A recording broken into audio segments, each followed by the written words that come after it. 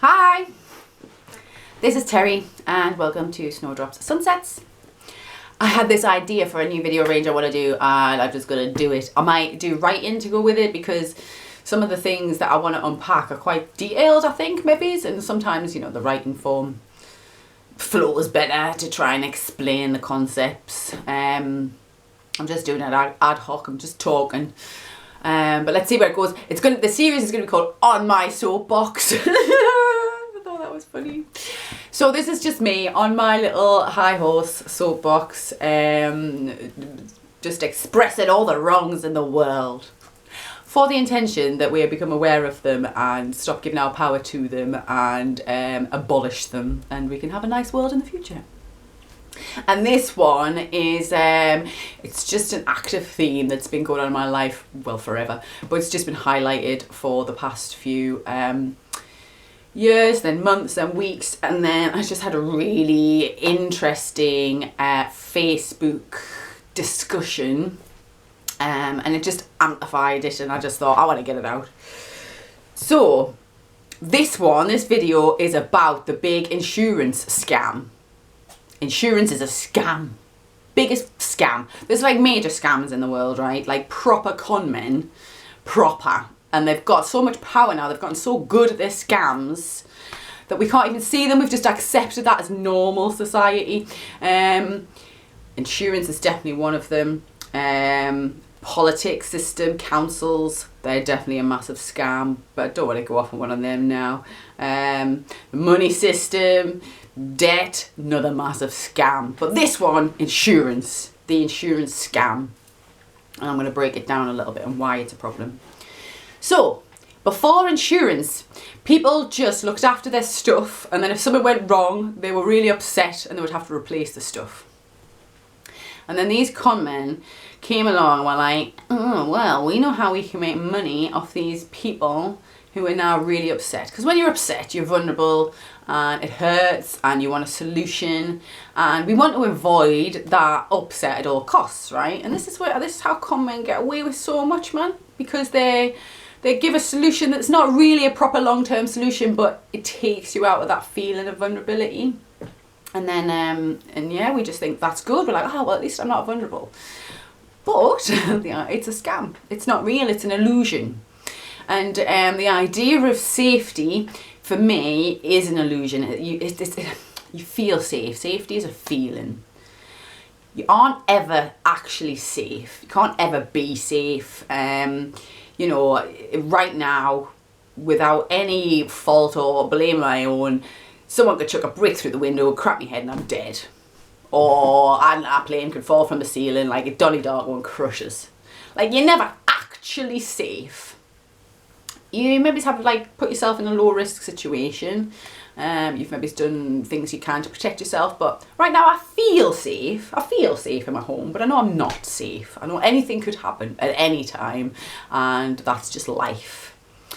So the insurance scam is that because we work hard for things, you know, we put effort, we put all this life energy into having something, and we become attached to it. And then when we lose things we become attached to, it really hurts. And like I say, we feel vulnerable, we feel upset, and we want to avoid that feeling.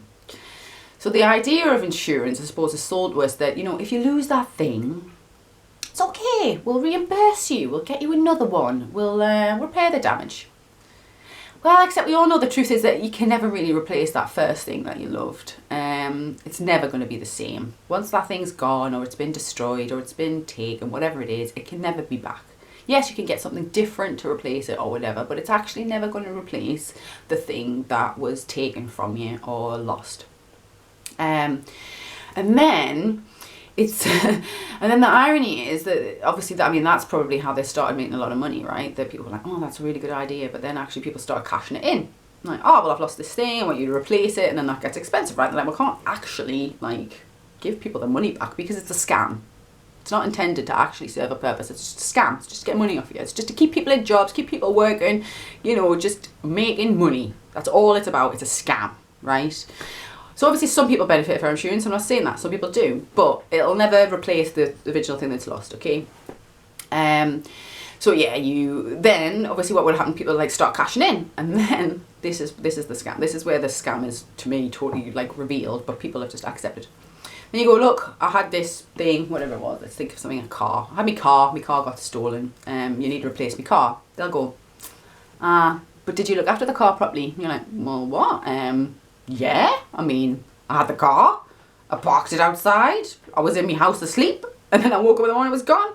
But did you lock it? Oh, well, yeah, I think so. I think I locked the car, but do you know you locked the car? You're like, well, actually, I wasn't fully conscious in that moment when I locked the car. I just locked the car from the house. Maybe I didn't lock the car. No, you weren't looking after it properly. You didn't protect it properly. It's your fault it got stolen. This, my friends, that was really cheesy and awful. I can't believe I said that. That is just victim blaming. And this is the problem with the insurance scam. Because of the insurance scam, we have all been conned into a society of victim blamers. And that was like the thread that I got tied into, that I was like, and so there's another side to the insurance scam. So there's the victim blaming. And so if something goes wrong, you've lost something, you've been burgled, there was an injury, someone died, whatever it is, I don't know. Could be your fault. It's the insurance scam. And whereas actually, if I was going to pay for insurance, say, then I would like, part of my reason for that is so I don't have to worry about protecting that item as much. It doesn't have to cause anxiety, doesn't have to be on my conscious mind all the time to protect that item, because I know that if it gets lost, it'll be replaced. Personally, I don't insure something that's irreplaceable because it's irreplaceable, right? You can't replace something that you dearly love. Once it's gone, it's gone. But yeah, if it was something functional that I thought, well, actually, if I lose that, I'll still need that. There's something like that. I need the function, so then I would want it replaced. But then they go, well, actually, if you didn't protect it, then it's your fault, so we're not going to replace it. Well then, surely the point of the insurance company is to take away the worry about protecting that thing, that I don't constantly have to obsess about protecting it, because that's why I paid for the insurance. So actually, it should be the insurance company's job to protect it. If they're that bothered about the protection of it, they should be protecting it as part of the service that you're paying for, to let them worry about protecting your shit so it doesn't get nicked. Sorry, yeah, I even swore then, but that's how I want to get about it.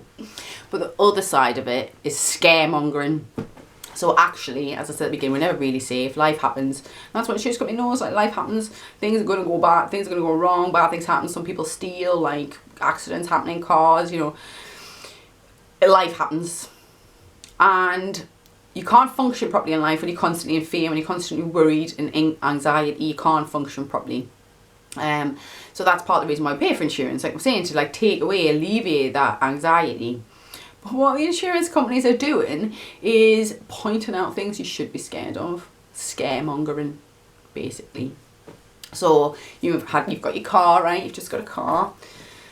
Some con man comes up and goes, oh, that's a really nice car you've got there. You know, oh, thank you. Yeah, I really like that car. I've worked hard for it. You know, put a lot of effort to get this machine. So you have a really big impact on my life. And go, someone might steal it, you know.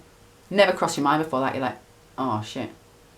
You might lose it and then be without. And then all that work you've put in is for nothing. And in the future, you're going to be really, really suffering because you've lost that thing.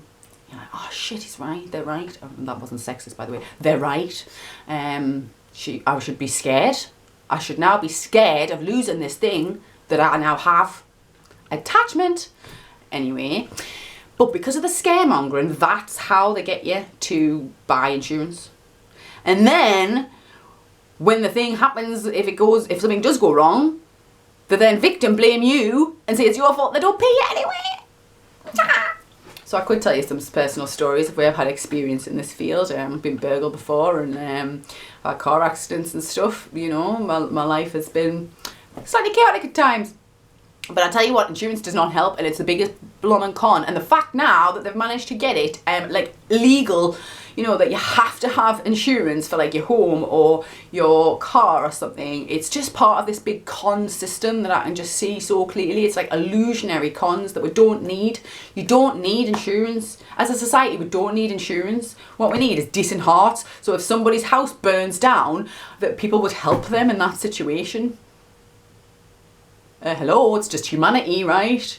Someone's car gets nicked, yes, it's going to be really awful and stressful, and it was obviously had a function in their life, but they can get over that. And you know, if we were more of a co-creating, connected community, people might help you out in that situation. it's dismissive. It's like, oh well, and it's scaremongering again. The reason that you need insurance is because you can't actually rely on your community. You can't actually rely on other people to help you in those times of need, but you can rely on us. Just give us a fee.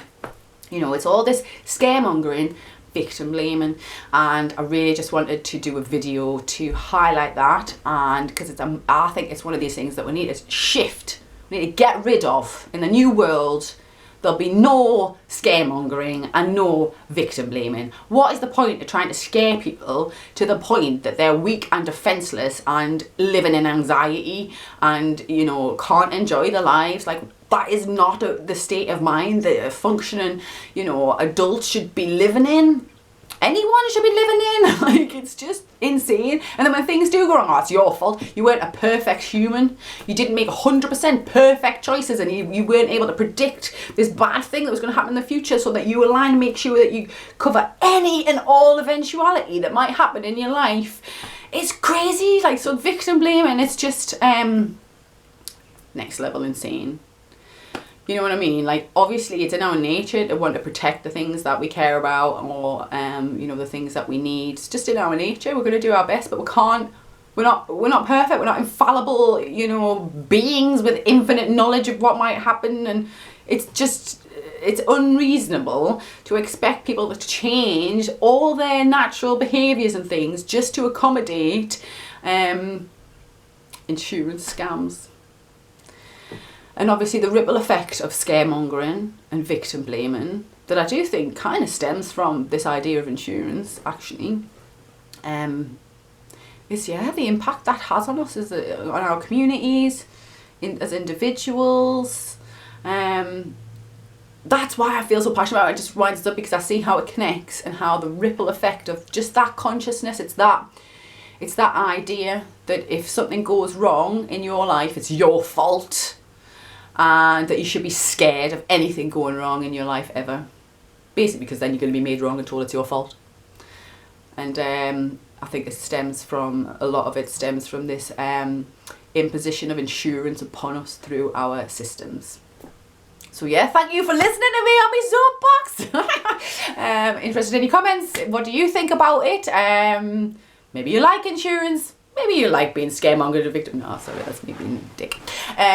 Yeah, I'm really interested in your comments. If you have enjoyed this video, please like it, please subscribe to my channel. I keep asking this because YouTube won't let us do certain things until I have a certain amount of subscribes and views and likes and all that stuff. I've got to be popular before I can have access to other features, which would be helpful for me and hopefully for you or the people who are interested in the videos, because you won't see them as much until I get access to these features.